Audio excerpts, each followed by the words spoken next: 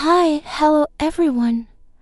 Welcome back to Improved Version, a channel dedicated to sharing knowledge on holistic personal development through the lens of great books. There's a book out there lauded as a classic introductory work on philosophy, unmatched by any other in its field. It is very special because the author does not write in a dry or academic style, like typical philosophy textbooks.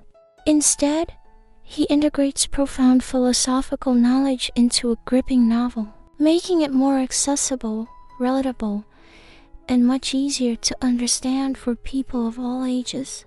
To date, this book has been translated into 56 different languages and has sold over 300 million copies worldwide. Thanks to this extraordinary work, the Norwegian author Jostein Gaarder has earned a permanent place on the list of the world's top 10 authors. That classic novel is none other than Sophie's World. Following in the footsteps of a young girl named Sophie Amundsen, you will encounter thrilling detective stories that unexpectedly weave through the entire history of European philosophy.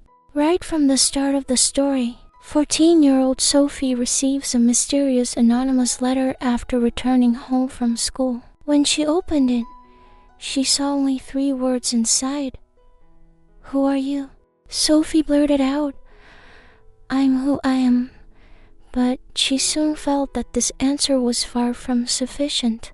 Just as things were becoming increasingly unclear, anonymous letters continued to arrive in the following days, leading Sophie back in time to the cradle of civilization in ancient Greece.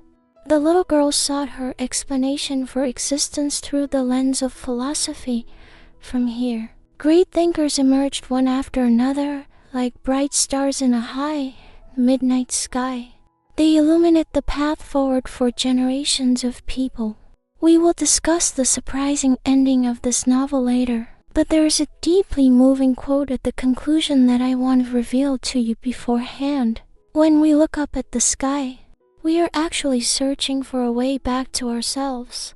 This is precisely the meaning behind our journey into philosophy.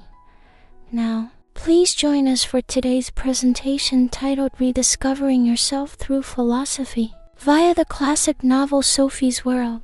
The path back to yourself begins with the act of truly knowing yourself. Returning to the beginning of our story, Sophie comes home from school and receives a mysterious letter with no sender's name or stamp. Inside, there's only a piece of paper asking that haunting question: who are you? Where did these strange letters, coming one after another, originate? Sophie became increasingly curious about who exactly was sending them. Over the next few days, these letters began to systematically teach her philosophy, and the sender eventually identified himself as a man named Alberto Knox. Even stranger, Sophie found a postcard in her garden that read, "Dear little rascal, you have turned 15. Happy birthday, my child. Your father hopes you will understand that he wants to give you a gift that will help you grow. Please forgive me, child. Father, please remember to have Sophie pass this card on for you because that is more convenient than signing Father, I will always love you." What exactly is going on here? Sophie was extremely confused because she had absolutely no idea who a girl named Hild was. The spring afternoon seemed ordinary, but for this 14-year-old girl, they were filled with something completely extraordinary. Sophie was first confronted with 3 questions that would change her entire world. Who are you? Where did the world come from? What is the meaning of life? Then, Sophie learned about the famous inscription carved at the gate of the Temple of Apollo at Delphi. Know thyself. This is a famous quote associated with Socrates, the founder of Western philosophy, and it was his lifelong principle. Socrates asserted that he was guided by a divine voice within himself. At the same time, his conscience advised him on what was right. He believed that knowing what is good will inevitably lead to doing good. This means that the ability to distinguish right from wrong and choose actions that are appropriate for oneself lies in correct perception. That awareness belongs to your inner voice, not something external. So, when society is constantly telling you what you should or shouldn't do, don't rush to follow the crowd. Instead, pause, calm down, and look deep within yourself. It is there that you will find the teacher Socrates always spoke of. It is not some external savior, but the superior intellect and moral compass already present within you. That inner voice might help you discover yourself and truly know who you are. Throughout his life, Socrates traveled far and wide, not to teach anyone a fixed doctrine, but simply to inspire each person to question themselves and their assumptions. When people praised his intelligence, Socrates famously responded, "All I know is that I know nothing." Even when his opponents sentenced him to death, a sentence he could have appealed, he chose death with composure and dignity. He remained unmoved by praise, and in the face of insult, he neither argued nor sought validation from others.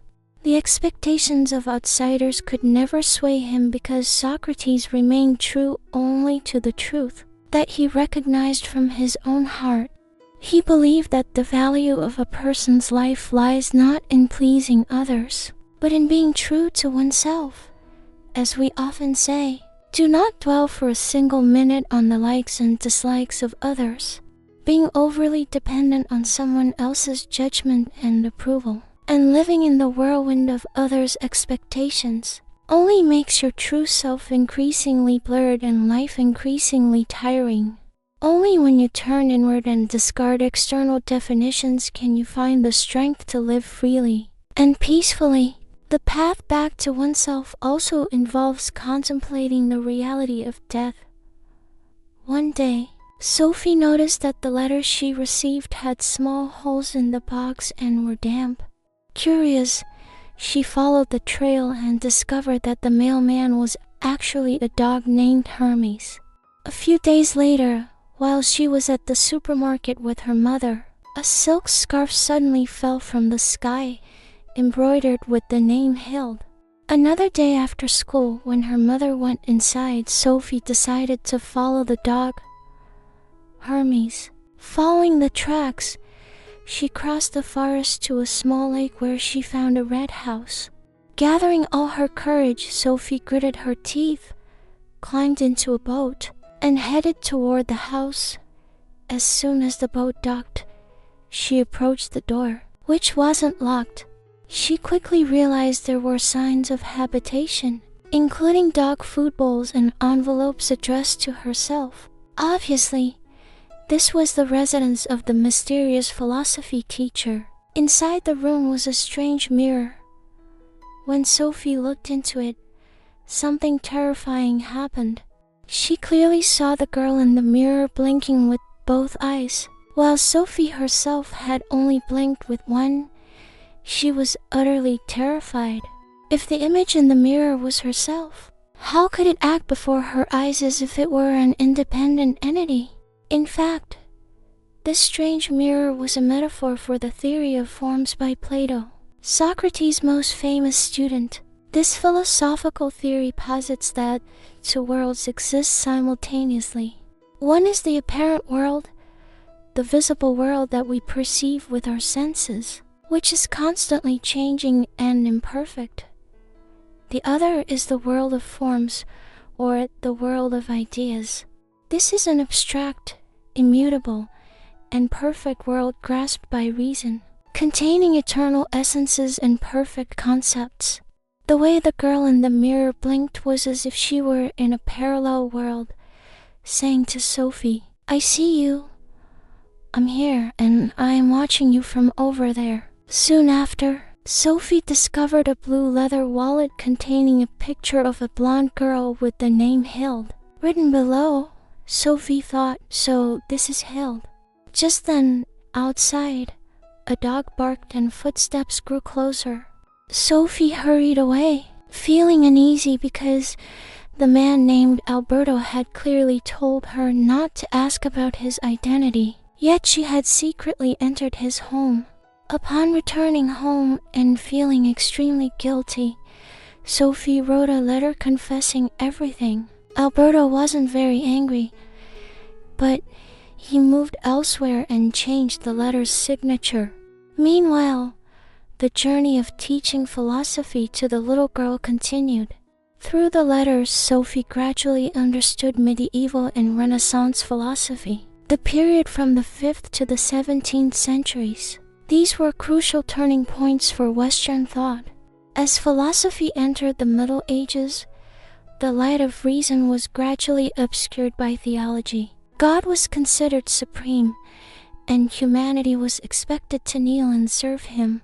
But the Renaissance brought everything back to the center, placing humanity at the heart of the universe and giving rise to the term humanism.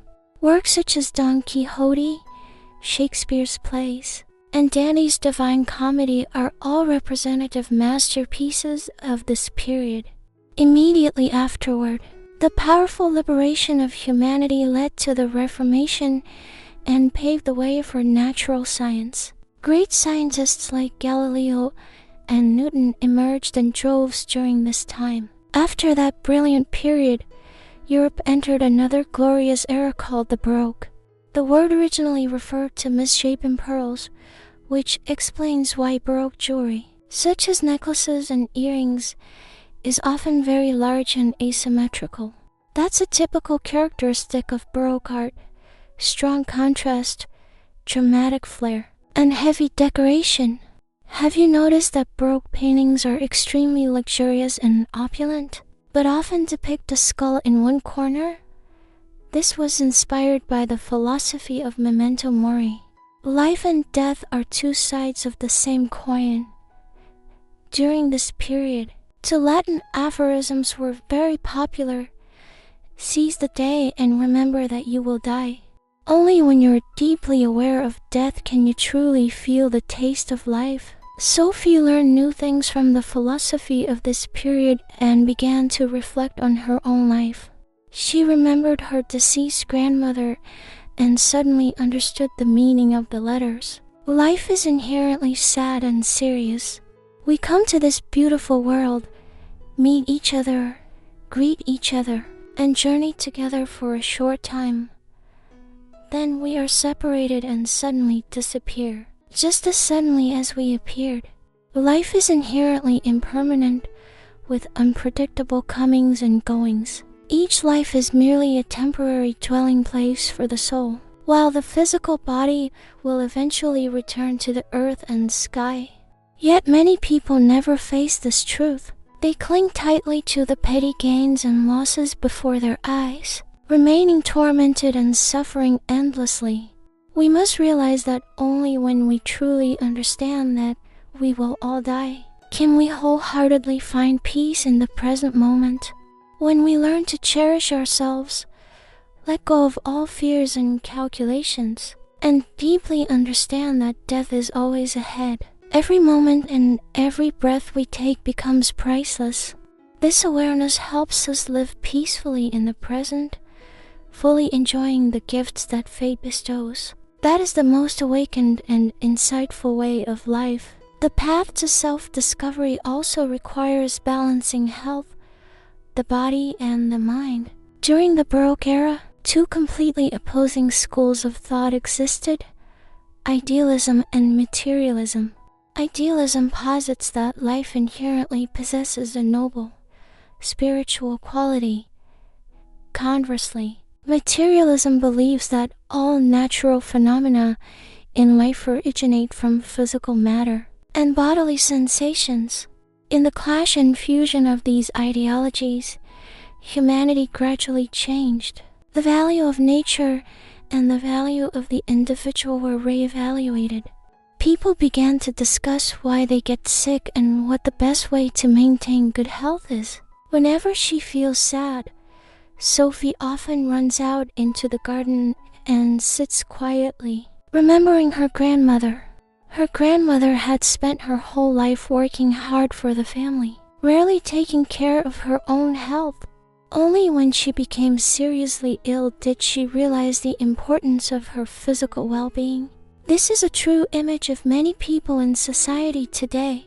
Because of the demands of life and the expectations from family and themselves, they are placed on a spinning wheel, constantly rushing forward. Only when their bodies send out warning signals do they wake up. All the sacrifices and the depletion of health are fundamentally flawed. Historically, when Emperor Alexander the Great was facing death, he left 3 final wishes. First, his coffin had to be carried by the best physicians of the time. Second, the road to his cemetery had to be paved with gold, silver, and jewels from his treasury. Third, both of his hands had to be placed outside the coffin for all to see. He wanted to convey to everyone that no matter how skilled a doctor is, they are powerless against the finality of death. A lifetime spent pursuing only wealth is a waste. People come into the world empty-handed and leave empty-handed. Exchanging limited health for endless desires is the greatest delusion of human life. Hundreds of years ago, Western philosophy affirmed that the best method of maintaining good health lies in balance. Philosophers realized that illness often arises from an imbalance between the body and the mind. The best way to restore balance begins with moderation in eating and maintaining harmony so that both body and mind are at peace. This philosophy perfectly aligns with Eastern wisdom as well. Confucianism teaches the principle of moderation, avoiding bias and excess. The Taoist concept of wu-wei or non-action represents the pinnacle of balance between man and the universe. In traditional medicine, the theory of yin and yang constitutes a complete system for understanding dynamic balance. A healthy body is a state of harmonious yin and yang, while illness is when they are out of sync. Balance is the ability to adjust and adapt to the constant changes in both external and internal conditions. We practice moderation not to torture ourselves, but to avoid burdening our bodies with unnecessary strain. Living harmoniously doesn't mean abandoning all desires, but understanding when to stop and knowing when enough is enough, so that our hearts aren't troubled by greed or anxiety. The greatest enemy of this balance is insatiable greed and the fear of scarcity. We often consume things not because we are hungry, but because we are sad, stressed, or trying to show off. Many people work not to live, but to accumulate wealth for an uncertain future, ignoring the present. Thus, our minds and bodies become disordered, energy is depleted, and the roots of many diseases sprout from there. Therefore, the best way to maintain good health doesn't lie in a magic pill. It begins with mindfulness. Mindfulness allows us to listen to the voice of the body, to recognize when enough is enough, and to resolutely let go of bad habits. Living in balance is the best way to live for someone who understands themselves, loves themselves, and respects the laws of nature. It is the path to bringing the body and mind back to their original state of peace, where you truly find yourself. The path back to yourself is also a journey closer to the soul. Also during this period of history, positivism emerged. Simply put, it is a method of understanding nature based on observation, experience, and experimentation. Following this, the next major figure appeared, René Descartes, the father of modern philosophy. He is famous for his foundational quote, "I think, therefore I exist." Descartes initiated rationalism, placing reason as the foundation for understanding instead of relying solely on flawed experience. Many of us know him through mathematics because he was also an outstanding mathematician and the inventor of the coordinate system. However, Descartes' philosophical achievements are even more prominent. The question that concerned him most was what constitutes certain knowledge, and what the relationship between the body and the soul is. This topic has been debated for centuries. His philosophy also laid the groundwork for subsequent thinkers like Baruch Spinoza and Gottfried Wilhelm Leibniz. First, there was Thomas Hobbes, the 17th century English philosopher and materialist. He believed that all phenomena in nature, including humans and animals, are composed of particles of matter. Even consciousness and the soul were merely the result of microscopic movements in the brain. However, Leibniz argued that the difference between matter and spirit lies in the fact that matter can be divided indefinitely, like cutting a cake, but the soul cannot be divided even in half. So what exactly is the soul?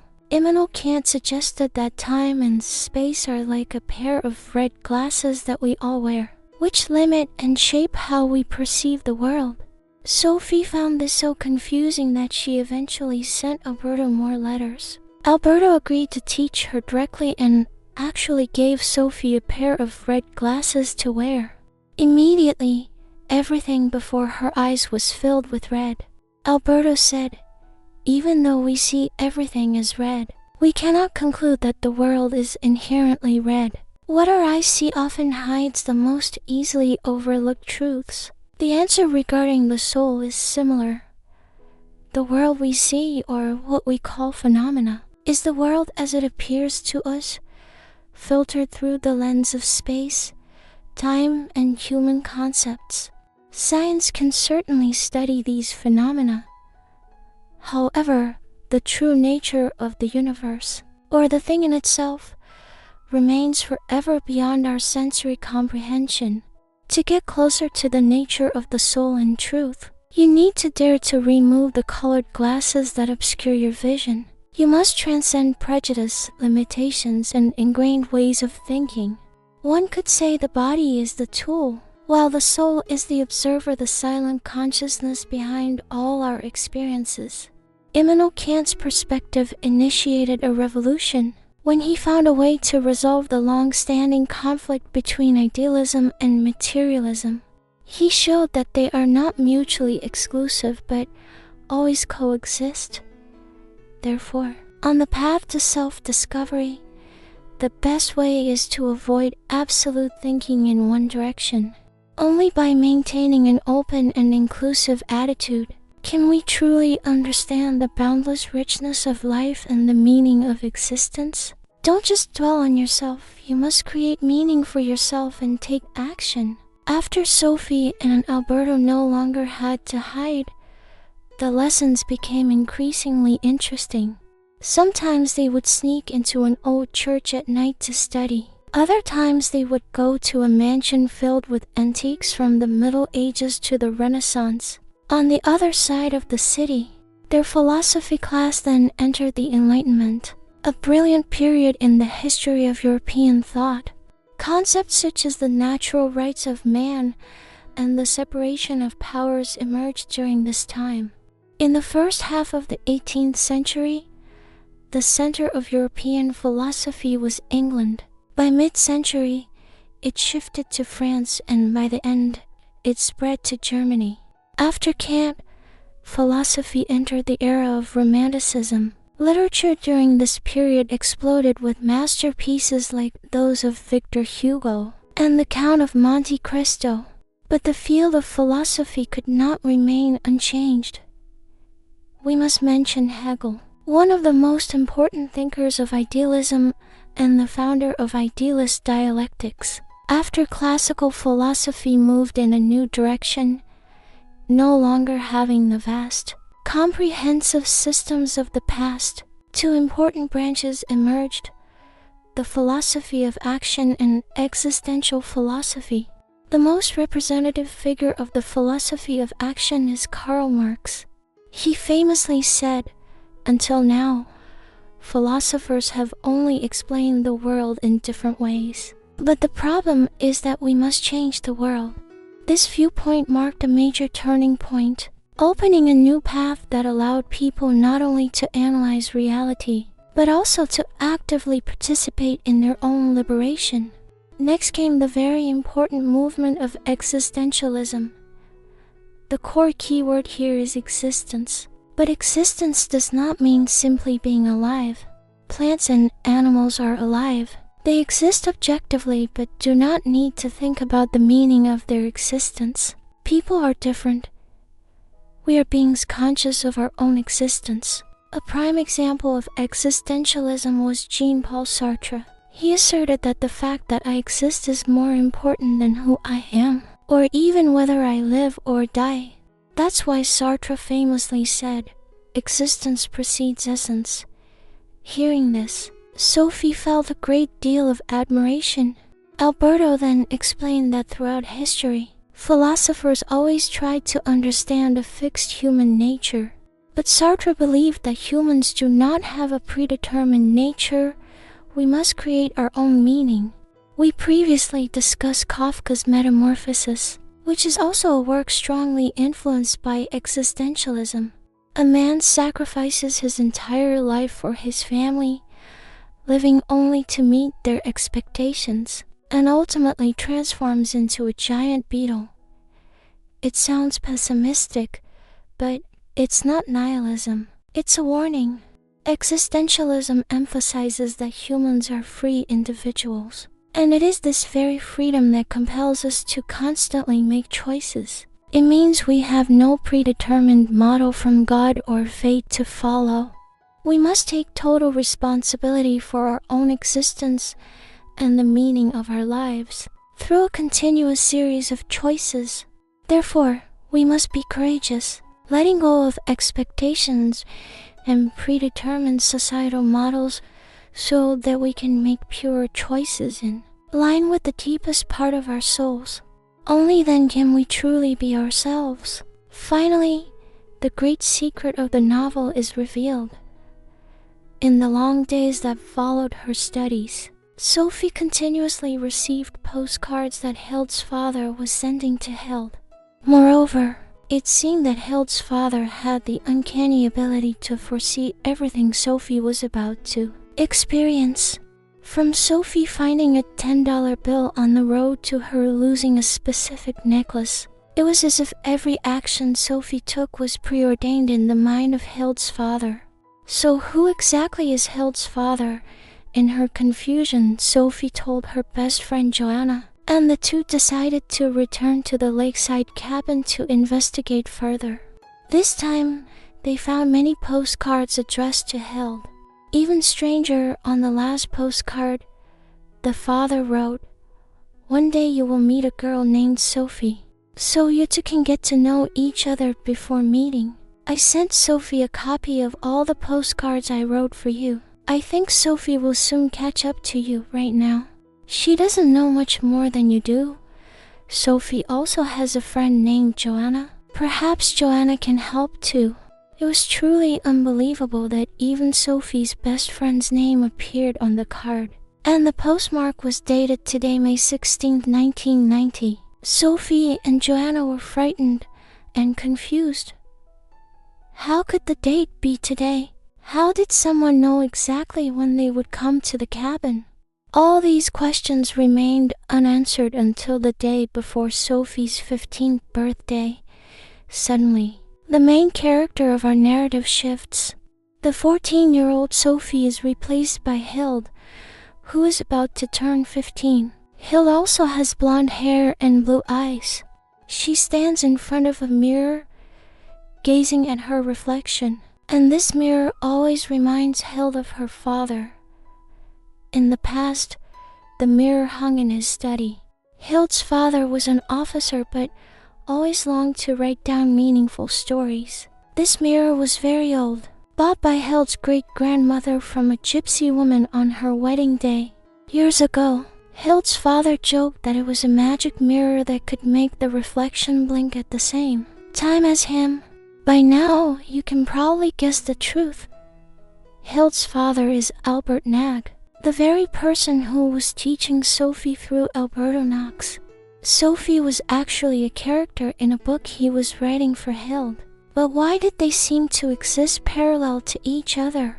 Hild saw a birthday present on the table that her father had prepared long ago. In his letter, he said the gift would get bigger and bigger. He also mentioned that Hild was about to meet a little girl and that the postcards sent to Sophie were actually meant for her. Hild sat down on her bed and carefully opened the blue wrapping paper. Inside was a large stack of documents, and the first page bore large handwritten words, Sophie's World. Hild's birthday present was the very book we're reading. She couldn't wait and immediately began to read. She read about Sophie's confusion, her astonishment at discovering the name Hild, the details about the scarf, the coin, and the lost necklace. Hild suddenly understood everything and felt a profound sense of sympathy for Sophie. Surely Sophie still didn't understand that her world was made of ink and paper. Simultaneously within the story, Alberto and Sophie were standing by a window when they saw a small plane fly by carrying a banner that wished them a happy birthday. Even though the official birthday was the next day, Alberto then taught Sophie a final lesson about George Berkeley, one of the three great representatives of modern empiricism. Berkeley believed that there was a spirit above humans and that this spirit might be our origin. He suggested that our reality is like a dream within a parallel universe. There's another will or soul that is creating our dreams and the physical world we think we live in. All things exist because of that spirit. For Alberto and Sophie, the root cause of their universe was Hild's father, Major Albert Nad. He played the role of God, the creator of their specific world. Hearing this, Sophie couldn't bear it any longer and rushed outside into a storm. Discovering on the eve of your 15th birthday that your entire life was just a dream in someone else's mind is a bitter and devastating feeling. Hild's father wrote this story solely to teach philosophy to his daughter. Once Hild finished reading, Sophie's mission was over. This truth left Sophie utterly devastated. But what could she do? We might think that all dreams must eventually end and give way to reality. But the ending of this novel provides an unexpected reversal.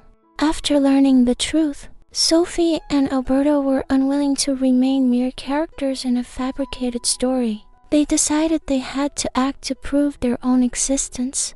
This is the ultimate spirit of existential philosophy. On her 15th birthday, Sophie threw a party and even gave a speech in front of everyone. She announced, "Over the past few weeks, we have undertaken a large-scale philosophical inquiry. Today, we are pleased to announce the results. We are living in the mind of a major. He is currently a UN observer in Libya and has written a book about us as a gift for his daughter, Hild. Our existence is merely an entertainment gift." Hearing such blatant and contradictory statements, the other guests found them unacceptable. But Alberto said, "When you discover you're just a character in someone's dream, the wisest thing to do is to remain silent." They realized that maintaining a critical attitude toward the author's values was extremely important. That is called negative thinking. The concept of their death or the end of the book was not just theoretical. It had a practical application. When the time was right, they performed a disappearing act. They quietly slipped out of the major's sight. Despite the difficulties, Alberto asserted that a true philosopher never says never. Sophie and Alberto went to the sea, climbed into a boat, and disappeared at the end of the bay.